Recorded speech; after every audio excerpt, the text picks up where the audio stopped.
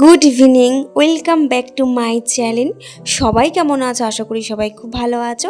আমরা সবাই খুব ভালো আছি। আজকে সন্ধেবেলা রেডি হয়ে আমরা যাচ্ছি সবাই মিলে কোথায় বলো তো? কেনাকাটা করতে যাচ্ছি।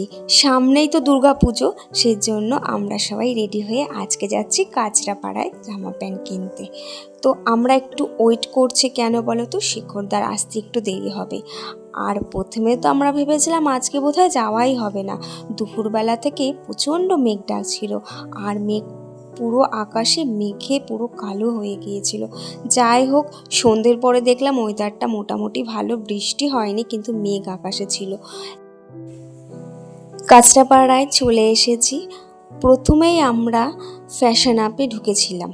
আর আমি বলেছিলাম যে আমি কয়েকদিন আগে গিয়েছিলাম কাঁচরাপাড়াতে, স্টাইল বাজার, এক্সেস বাজারে আমার খুব একটা ভালো লাগেনি ওখানকার কালেকশান।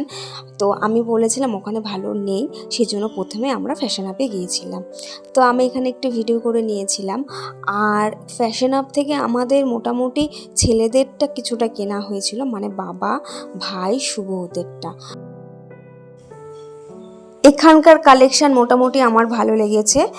আর এখানে কেনাকাটা মোটামুটি আমাদের হয়ে গেছে। আর খুব একটা ভিডিও করতে পারিনি, কি বলতো, ওরা সবাই কেনাকাটা করছিল, হাসাহাসি করছিল, তাই আমি ওখানটা আর ভিডিও করিনি। আর আমরা এখন বেরিয়ে গেছি ফ্যাশন আপ থেকে, এখন যাব এম বাজারে। কাছেই আছে বলে এম বাজারটায় আমরা গিয়েছিলাম। আর এম বাজারে এখানেও মোটামুটি কালেকশান ভালোই ছিল। আর ভাই একটা প্যান্ট দিচ্ছিল, আর এদিকে শুভ একটা প্যান্ট ট্রাই করতে গিয়েছিল। এখান থেকে ওদেরও কেনাকাটা হয়েছে। আর এবার আমাদের মোটামুটি কেনাকাটা হয়ে গেছে। যেহেতু আমরা অনেকটা লেট করে বাড়ির থেকে বেরিয়েছিলাম, তাই 10টা বেজে গেছে বলে আমরা আর কেনাকাটা করিনি। কিছুটা এখনও, অনেকটা, কিছুটা নয়, অনেকটা কেনাকাটা বাকি রয়েছে। তো বাবা যে এই ঘড়িগুলো নিয়ে এসছে, তো ওগুলো তো চেন কাটাতে হবে বলে দুই ভাই গেল চেনটা কাটাতে। তো বন্ধুরা, আজকের মতো ভিডিওটা আমি এখানে শেষ করছি। আবার যাব কেনাকাটা করতে, সেই ভিডিওটাও তোমাদের দেব।